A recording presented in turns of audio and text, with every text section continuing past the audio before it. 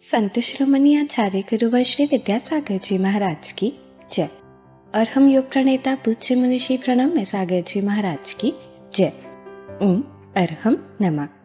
श्री तत्वात् सूत्र के शंका समाधान सत्र में आप सभी का स्वागत है। आज पूज्य श्री आपके द्वारा की गई शंकाओं का समाधान करेंगे।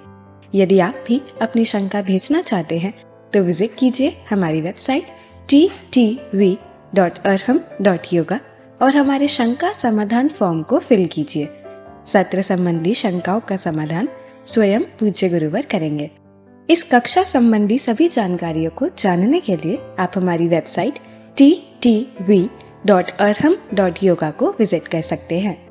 आप हमारे व्हाट्सएप ग्रुप को भी ज्वाइन कर सकते हैं cut.ly/तत्वार्थ पे। तो चलिए अपने सत्र की नमोस्तु महाराज श्री।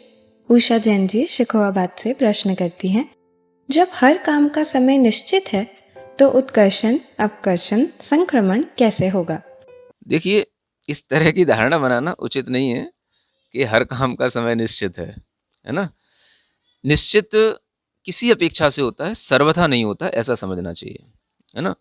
कर्मों में उत्कर्षण भी होते हैं, अपकर्षण भी होते हैं, संक्रमण भी होते हैं, और ये सब कुछ होने के बाद में जो हो जाए वो समझना चाहिए कि वही उस काम का टाइम था, है ना।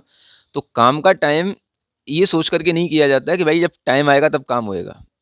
काम होने के बाद में जिस टाइम पे काम हो गया, that is the proper time for that work, ये समझना चाहिए। नमस्ते महाराज जी।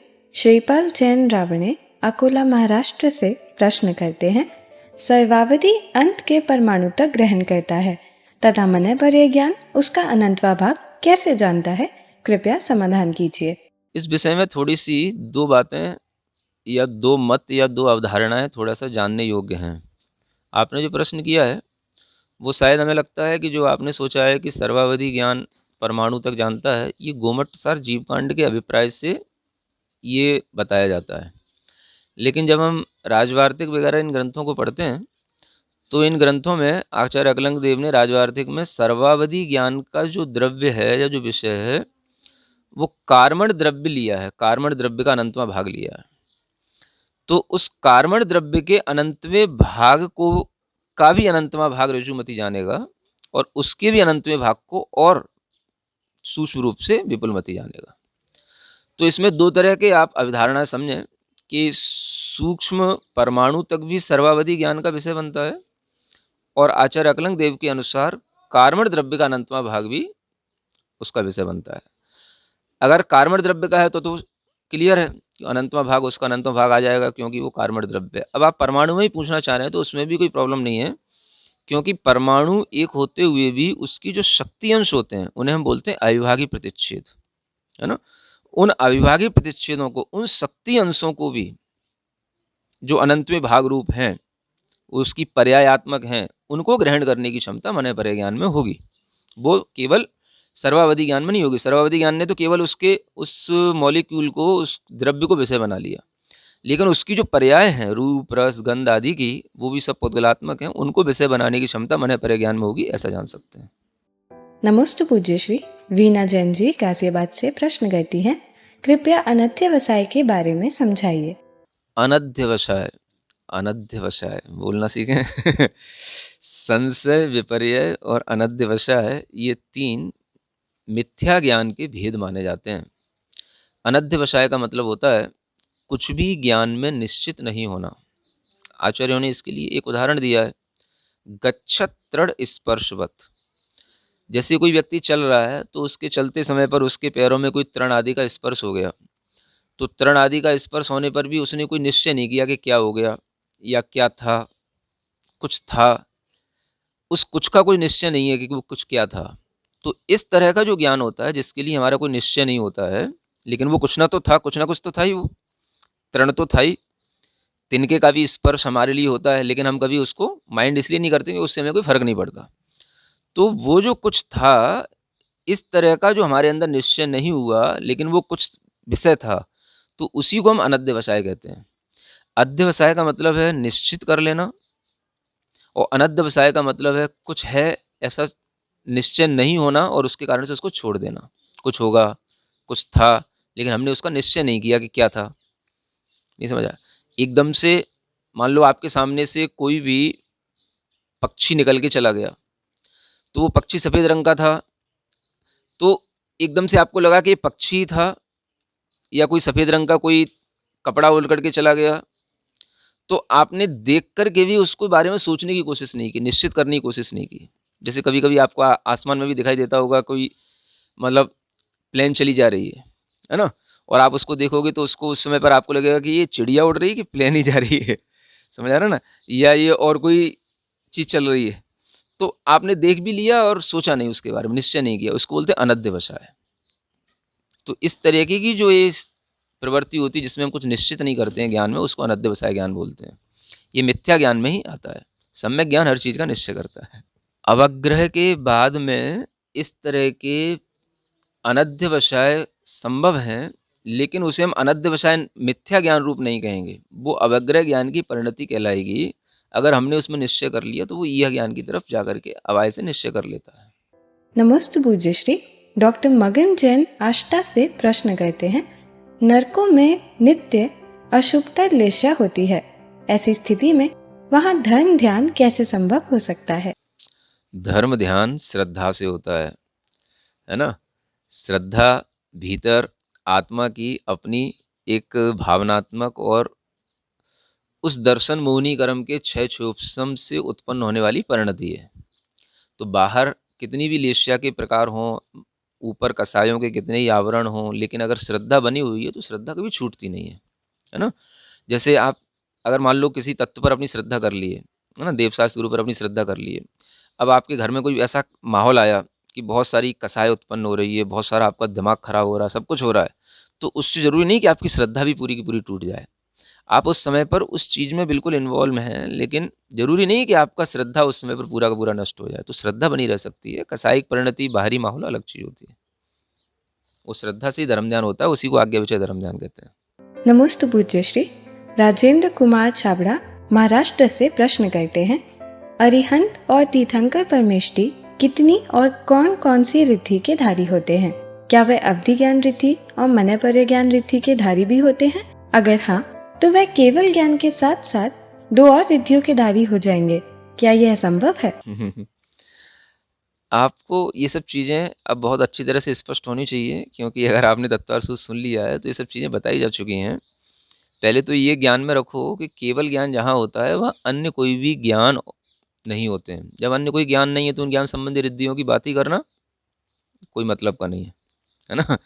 तो जहाँ केवल ज्ञान है वहाँ पर ऋजुमति ज्ञान, अवधि ज्ञान, इन सब रिद्धियों का कोई प्रयोजन ही नहीं है। रिद्धियाँ तो ज्ञान के साथ ही होती है ना। जब वहाँ ये ज्ञान ही नहीं है तो ये रिद्धियाँ कहाँ से होंगी? तो इसलिए केवल ज्ञान अपने आप में सबसे बड़ा ज्ञान है और केवल ज्ञान की प्राप्ति अपने आप में सबसे बड़ी रिद्धि है। वहाँ इस रिद्धि के होने के बाद में अन्य किसी रिद्धि की आवश्यकता नहीं होती है। इसलिए अरहंतों में, तीर्थंकरों में जो अतिशय होते हैं वो दूसरे तरह से होते हैं, वो ज्ञान के अतिशय कहलाते हैं। उनको इन छोटे ज्ञान की रिद्धियों के साथ कंपेयर करना ठीक नहीं है। नमोस्तु भगवान। संगीता जैन नोएडा से प्रश्न करती हैं, आगम में कितने तत्व गर्भित हैं? यदि जीव तत्व गर्भित है तो कैसे? तो आगम से ही तो सभी तत्वों का ज्ञान होता है। आगम में ही तो जब आप आगम पढ़ेंगे तो आगम में क्या मिलेगा? कोई भी आप आगम उठाएंगे, सिद्धांत उठाएंगे तो जीव से ही तो शुरू होता है। जीव के बिना कर्म नहीं आ सकते हैं। तो जब हम कर्म सिद्धांत पढ़ेंगे तो उसमें भी जीव आएगा। किस जीव के बारे में बता रहे हैं? जीव सिद्धांत पढ़ेंगे तो जीव आएगा। एक इंद्रिय जीव है कि पंचेंद्रिय जीव है। तो जीव तत्व को जाने बिना तो कुछ भी शुरू नहीं होगा। तो आगम में जब जहाँ जीव शुरू होगा तो जीव के बारे में जैसे ही आपने जाना तो क्या जाना? मान लो जीव तत्व के बारे में जाना तो कम से कम ये पता होगा आपको एक इंद्रिय है कि पंचेंद्रिय है, तो ये कैसे आएगा, है ना? तो ये उस जीव ने जो कर्मों के बंध किए हैं पंचेंद्रिय रूप में, 2 इंद्रिय 3 इंद्रिय आदि रूप में, तो बंध तत्व के साथ ही होगा वो, है ना? बंध हुआ है तो बंध जो होगा वो कर्म के बिना नहीं होगा, तो कर्म अजीब तत्व हो गया, उसका ज्ञान भी उसी में ही मिलेगा। बंध हुआ है तो आश्रव भी होगा, आश्रव के बिना बंध नहीं होता है। तो सब चीज़ें एक दूसरे पर ऐसे इंटरकनेक्टेड हैं।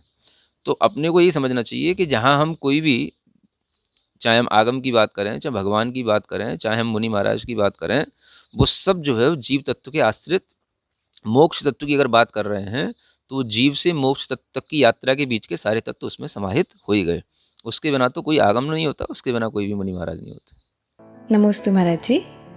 आपने कहा था गुण तत्व में और अरहम तत्व में कुछ कुछ तत्व गर्भित होते हैं, पर क्या गुण तत्व में जीव, अजीव, बंध, आश्रव तत्व भी गर्भित होते हैं? सब होते हैं, अपेक्षा भेद से हम कह सकते हैं, लेकिन वैसे देखा जाए तो सभी होते हैं, क्योंकि गुरु में भी जीवत्व है, जीव तत्व है ना। वो मोक्ष तत्व का श्रद्धान किए हुए हैं, निर्जरा प्रति समय चलती ही है ना। बंधों का रोकना होता है ना। आश्रव और बंध एक साथ होने वाले तत्व हैं। तो सब कुछ जो है उनमें घटित होता है, ऐसा कोई बात नहीं है, सब में सब कुछ घटित हो जाता है। नमोस्तु महाराज जी। क्या सिद्ध परमेष्टि में, सिद्ध भगवान में भी अजीव तत्व गर्भित होगा? ये किस अपेक्षा से पूछा जा रहा है, ये कुछ समझ नहीं आ रहा। सिद्ध भगवान में जीव तत्व, तो तत्व तो सभी में है। अपेक्षा भेद से अनेकांत दर्शन में सब कुछ घटित होता है, अपेक्षा भेद करना सीखो, है ना। जीव तत्व अगर है तो वहां पर वो तत्व भी, अजीव के बिना कहीं भी कोई तत्व नहीं होता है ना। अब जैसे जो द्रव्य वहां रह रहा है, सिद्ध जीव, सिद्ध भगवान जहाँ रह रहे हैं, तो वो सिद्ध भगवान वहां रह रहे हैं, तो वहीं क्यों रह रहे हैं? लोक के अग्रभाग पर ही क्यों बैठे हैं? आगे पीछे क्यों नहीं जा रहे हैं? नीचे क्यों नहीं आ रहे हैं? किसके कारण से? धर्मास्तिकाया भावात, है ना। ये आपको आगे अध्याय में बताया जाएगा। माने धर्म द्रव्य का वहां तक ही सद्भाव होता है, उसके आगे अभाव होता है। तो धर्म द्रव्य के का भी उसमें एक अपना प्रभाव हो गया। तो जीव तत्व के साथ में वहां पर अजीव तत्व इस तरह से जुड़ा हुआ है। अगर धर्म द्रव्य है तो धर्म द्रव्य अजीव द्रव्य है, अजीव द्रव्य का वहां पर प्रभाव इस तरह से दिखाई दे रहा है। उनमें क्या तत्व, उनमें वो तत्व है कि नहीं? तो उनमें तत्व ये है कि उनको उस तत्व की जानकारी है, यही उनका तत्व है। क्योंकि जीव कभी अजीब तो नहीं हो सकता है। तो जीव तत्व जो वहां पर है उसमें अजीव तत्व कैसे घटित होगा? तो वो अजीव तत्व की जानकारी रखते हैं, आश्रव बंध तत्व की जानकारी रखते हैं, ये उनका तत्व है। बाकी तो उनमें आश्रव बंध ये सब कोई तत्व तो बचे नहीं, क्योंकि कर्म का आश्रव वगैरह नहीं है। इसलिए जीव तत्व है, मोक्ष तत्व है, ये शुद्ध अवस्था में है। नमोस्तु भगवान। डॉक्टर मंजू जैन जी दिल्ली से प्रश्न करती हैं, असैव का अर्थ सैव का अभाव तो ठीक है, कुछ पर्याय यह क्यों लिखा है? तो कोई भी चीज है, सबका अभाव का मतलब यह है कि पूरा नहीं है। तो इसका मतलब क्या समझना चाहिए? आपका कहने का मतलब कि कुछ नहीं है या सबका अभाव ही है। तो सबका अभाव होने का मतलब ऐसा नहीं है कि वहां पर किसी चीज का अस्तित्व ही नहीं है। सबका अभाव होने का मतलब कुछ है, कुछ नहीं है, लेकिन पूरा नहीं है, सर्व नहीं है ना, कंप्लीट नहीं है। तो उसको बोलते हैं असर्व, है ना। सर्व का अभाव, सर्व का मतलब हो गया जितना टोटल जितनी भी पर्याय होनी चाहिए थी उन सब की जानकारी होनी चाहिए थी। तो कभी भी मतिक ज्ञान से, श्रुत ज्ञान से जितनी भी पर्याय होती हैं सबकी जानकारी नहीं हो सकती है। द्रव्य की जानकारी तो ले सकते हैं हम, लेकिन पर्याय की जानकारी पूरी नहीं हो सकती। द्रव्य तो वही है, अनादिकाल से था, अनंत काल तक रहेगा, लेकिन उसकी पर्याय हम कुछ पर्यायों को ही जानेंगे। श्रुत ज्ञान से भी हम उसकी कुछ पर्यायों को ही बता पाएंगे। शब्द की अपनी क्षमताएं होती हैं, जितना हम बोलते हैं उतना सारा का सारा आपके ज्ञान में क्लियर भी नहीं हो जाता है। तो ये सब उस शब्द की जो क्षमताएं हैं, ये श्रुत ज्ञान की क्षमताएं हैं, ये सब उसकी असर्व पर्यायों की ओर उसको डिनोट करती हैं। नमोस्तु भगवान। सुरेखा जैन गुड़गांव से प्रश्न करती हैं, बिना मुंह वाले जीव को श्रुत ज्ञान कैसे होगा? अब आप कौन से जीव की बात कर रहे हैं? मुंह अगर नहीं है तो इसका मतलब क्या है? एक आदमी का मुंह है, बोल नहीं पा रहा, उसकी बात कर रहे हो कि जिसको मुंह ही नहीं मिला उसकी बात कर रहे हो? किसकी बात कर रहे हो? हाँ, तो क्वेश्चन कभी कभी क्लियर नहीं होते हैं, तो फिर अब आंसर किस परिप्रेक्ष्य में दूं? फिर भी आप ये जान करके रखें, चाहे मुंह हो फिर भी ना बोल पा रहा हो, या मुंह नहीं भी हो तो भी उसके अंदर श्रुत ज्ञान जो होगा वो उसके अपने श्रुत ज्ञानावरण कर्म के क्षयोपशम से होगा।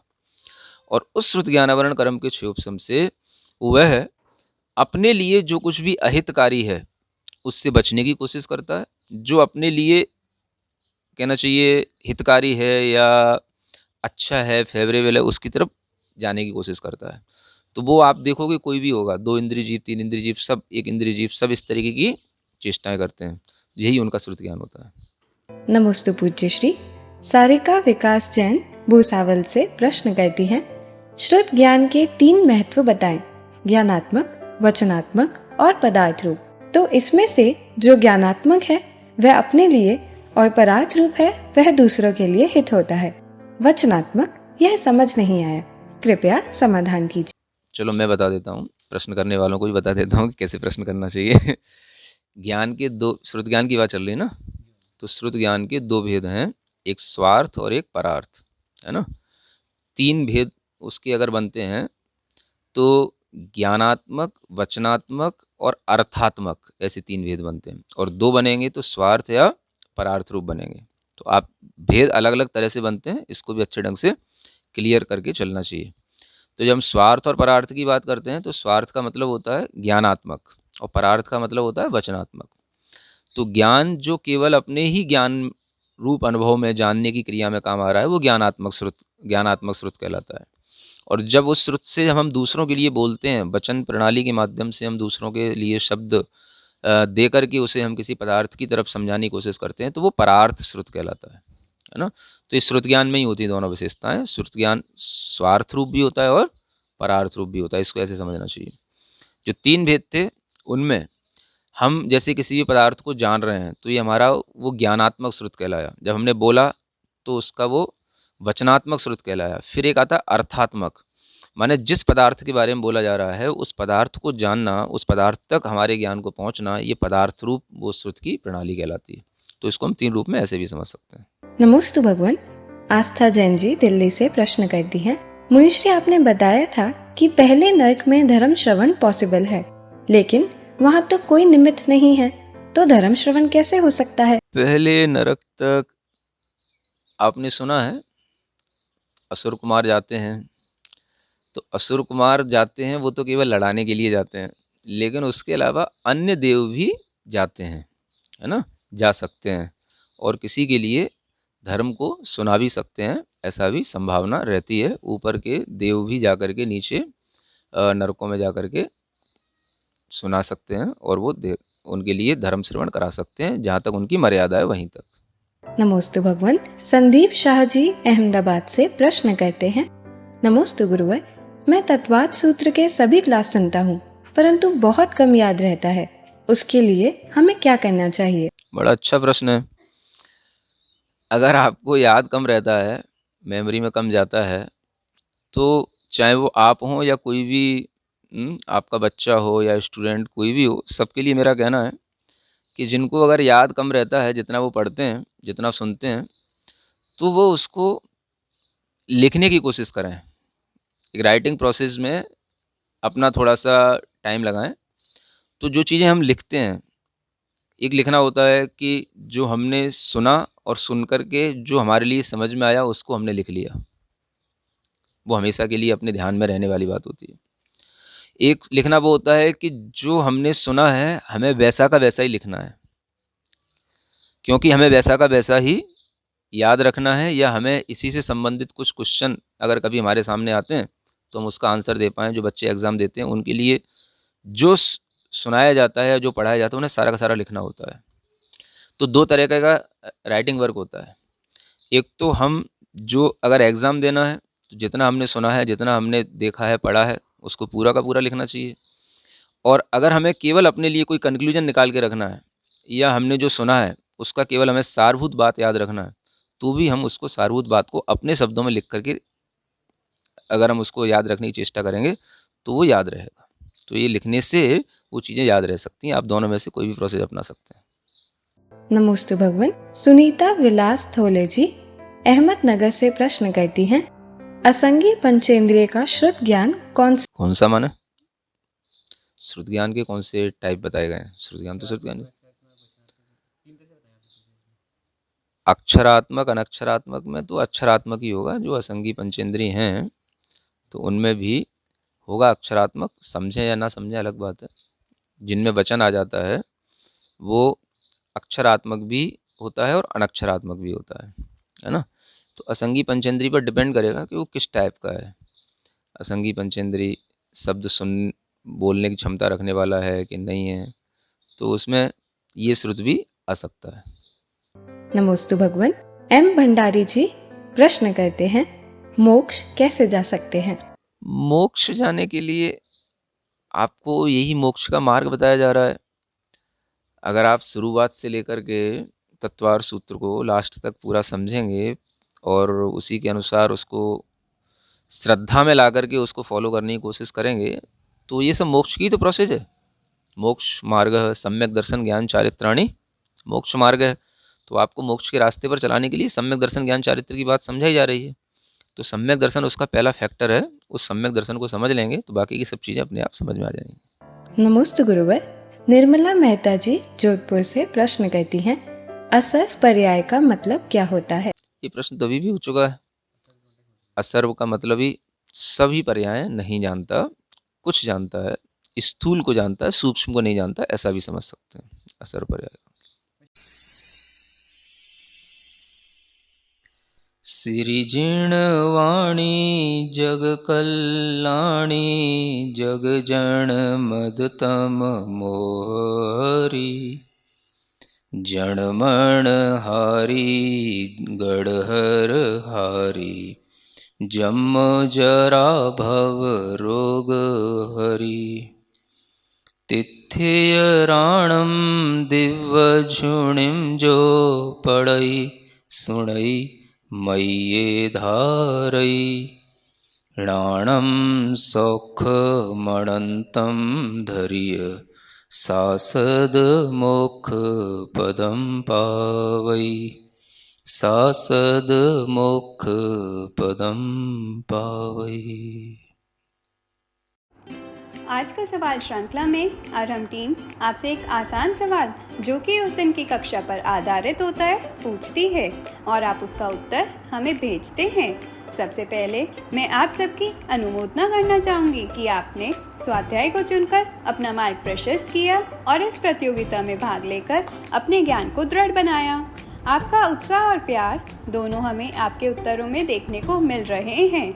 पिछली सभी क्लासेस में डेली पार्टिसिपेंट्स के नंबर में इंक्रीमेंट हुआ है। अब बिना विलंब के मैं आपको ले चलती हूँ तत्वार सूत्र कक्षा और रिवीजन क्लासेस के भाग्यशाली विजेताओं की ओर। ये विजेता हमने सभी सही उत्तर देने वाले लोगों में से कंप्यूटर के द्वारा निकाले हैं। सभी विजेताओं को मिलेंगे आकर्षक अरहम ध्यान योग गिफ्ट हैम्पर। क्लास 17 के प्रश्न का सही उत्तर है शाइक और इसके भाग्यशाली विजेता हैं शशि जैन इंदौर से, शशि जैन मेरठ से, बसंती शाह जैन जी भीलवाड़ा से। क्लास 18 के प्रश्न का सही उत्तर है केवल ज्ञान और इसके भाग्यशाली विजेता हैं ममता जैन पाटनी जी, नीरा जैन जी अम्बाला कैंट से, वर्षा जैन जी दिल्ली से। क्लास 19 के प्रश्न का सही उत्तर है मन पर्याय ज्ञान और इसके भाग्यशाली विजेता हैं कुसुम शाह जी कलौल से, सीमा जैन जी दिल्ली से, दशा कियावत जी मंदसौर से। क्लास 20 के प्रश्न का सही उत्तर है भूत निगम ने और इसके भाग्यशाली विजेता हैं पारुल जैन जी अम्बाला कैंट से, अपूर्व जैन जी मनासा से, निशा जैन जी धमतरी से। क्लास 21 के प्रश्न का सही उत्तर है एवं भूत ने और इसके भाग्यशाली विजेता हैं अभिलाषा राजेश जैन जी नागपुर से, अंकिता अंकित जैन जी इंदौर से, रिचा जैन जी बॉस्टन यूएसए से। सभी विजेताओं को बहुत बहुत शुभकामनाएं। हम सभी पार्टिसिपेंट्स के मंगल भविष्य की कामना करते हैं और भावना करते हैं कि आप इसी तरह जनमार्ग पर आगे बढ़ें।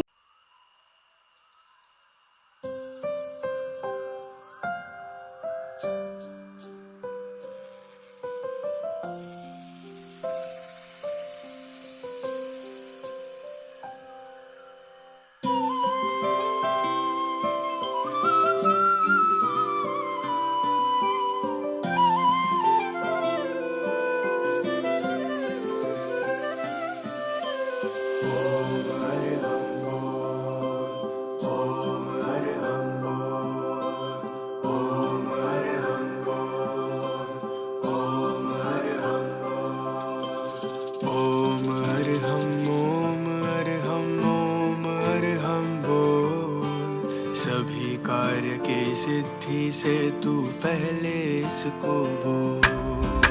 ओम अरहम ओम अरहम ओम अरहम बोल।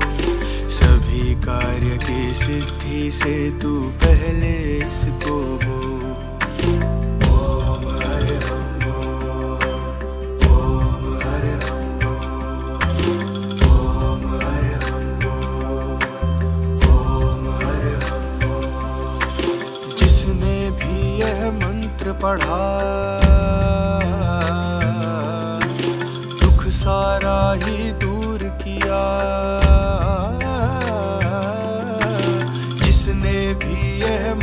पढ़ा, दुख सारा ही दूर किया। जिसने भी इसको ध्याया, सुख का पारा वार लिया, सुख का पारा वार लिया। इसकी महिमा इसकी शक्ति नहीं सका कोई तो।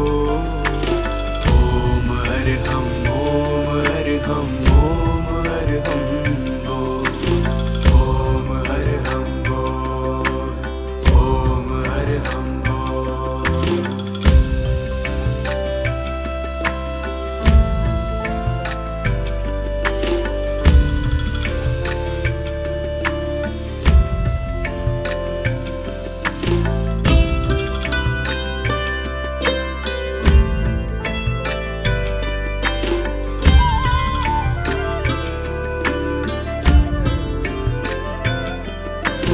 भोजन से पहले तू ध्याले, चलते फिरते भी तू गाले। भोजन से पहले तू ध्याले, चलते फिरते भी तू गाले। सोने से पहले जग करके इसका मन को नाद सुना ले, इसका मन को नाद सुना ले। शुद्ध अविरुद्ध मंत्र से तू अपना मुख खोल। ओम अरहम ओम अरहम ओम अरहम, ओम अरहम बोल, ओम अरहम बोल, ओम अरहम ओम अरहम ओम अरहम बोल। सभी कार्य की सिद्धि से तू पहले इसको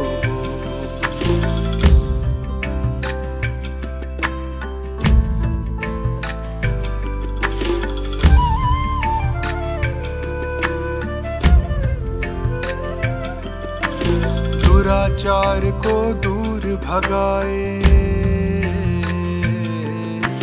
सोता तेरा भाग्य जगाए। दुराचार को दूर भगाए, सोता तेरा भाग्य जगाए। ध्यान साधना इसकी करके मानव अपना भाग्य बनाए, मानव अपना भाग्य बनाए।